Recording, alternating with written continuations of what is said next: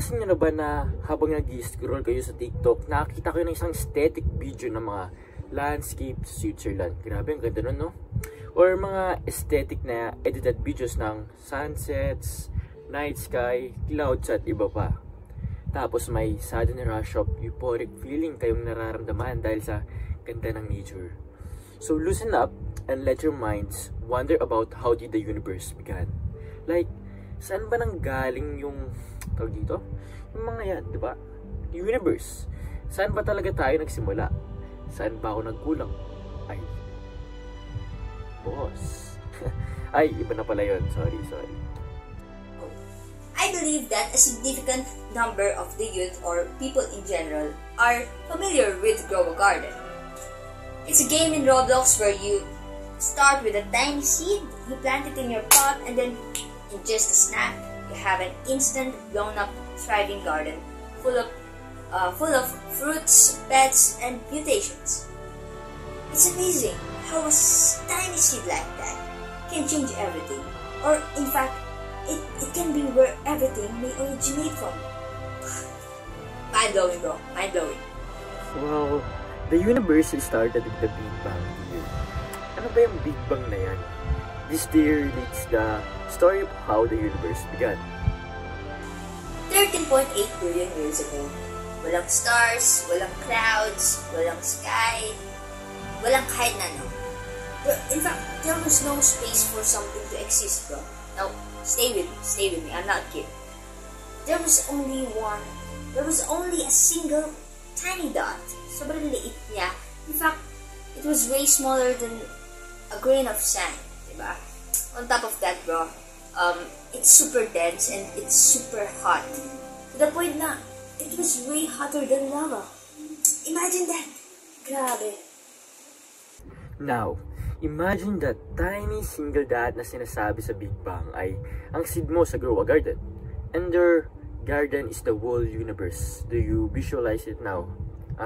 Medyo komplikado kaya, yeah, bear with me guys. In an instant, boom! But wait. Walang explosion na naganap. Pero, Big Bang, diba? Chill. It wasn't a kaboom like a TNT, but more of a garden that stretching to infinity. It was a sudden expansion instead. Expansion, not explosion. And with that, space came into existence, creating room for everything else to come. So, after nun, of course, the universe had to cool down. Siyempre, kailangan natin magpahinga, diba?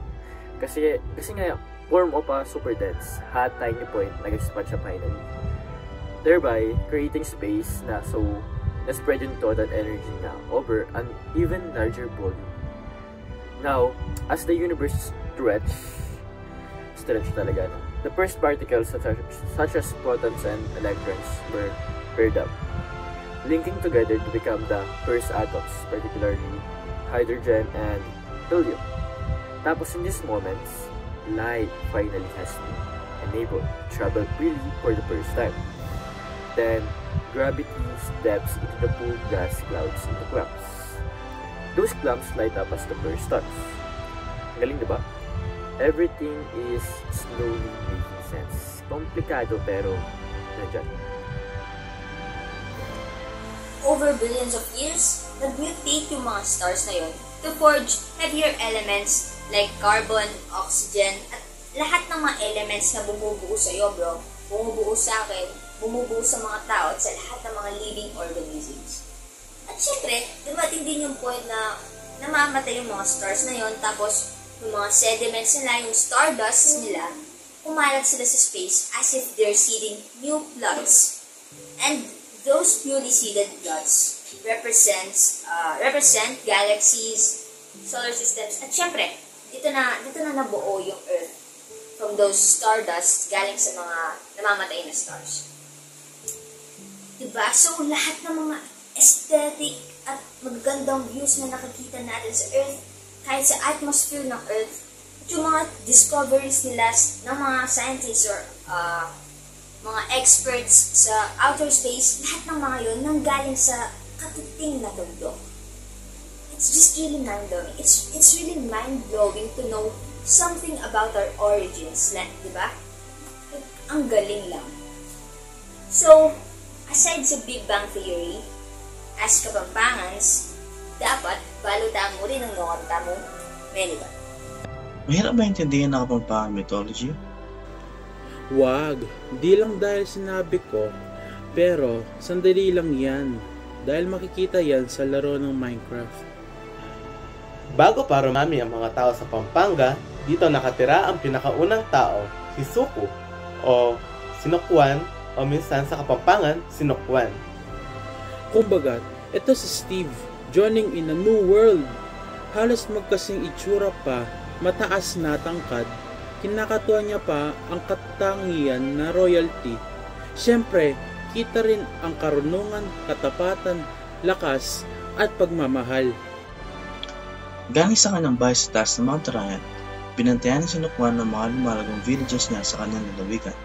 Dito nagsimulang makitira ang mga Aita sa kagubatan na kilala sa kanilang maitim na balat, may kulot na buhok.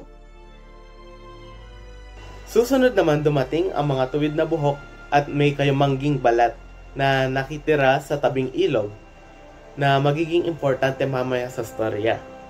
Naghari rito si Sinukwan at palagi naghahanda ng pista upang sa pagkakaisa ng kanyang rehiyon. Pinapakita dito ang pagiging magiliw ng mga Kapampangan. Tulad ni Steve, na lagi nakikipagkalakalan sa mga villages na pinupunta niya upang makuha niya ang mga puso ng mga villages doon. Pero paano nga ba nakuha ni Sinukwan ng kanyang pangalan? Makikita ito sa alitan niya sa mga taga-ilog. Ganito kasi yan.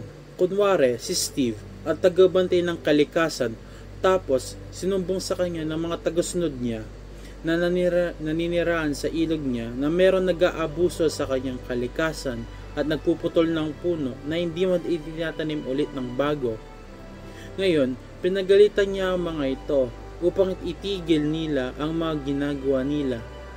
Ngunit hindi sila tumigil at binantanan pa si Steve na dadalhin nila si Reyna Makiling na tatawagin natin na si Alex. Pero handa si Steve. Gamit ang kanyang napakalakas na braso at bisig, kumuha siya ng dalawang napakalaking bato at tumalon sa ilog. Sa tulong din ng kanyang mga kasama, napabaliktad nila ang daloy ng ilog at napatulak ito sa mga mananakop. Napaamin si Alex na sila ay natalo. Pinili ang kapayapaan kaysa sa pakikipaglaban. Bilang tanda, pinalitan niya ang pangalan na si Steve ng Sinukwan. Ibig sabihin na siyang pinagsusukwan nila. Mula sa kanilang pagsusundo ay dumating na ang hindi inaasahan. Merong bumuo na pag-ibig na sa Sinukwan at Makiling ay naging magkasintahan at pinanganak ang tatlong nilang dalaga, si Malago, Mainhain at Matimtiman. Ang bawat anak ay napagpakasal ng isang mortal na lalaki na pangalan ay nagpapakita ng isang virtue. Ito ay masikan, matapang, at masipag. Ang unyon na ito ay hindi naging mythical roots ng mga tao galing Pampanga.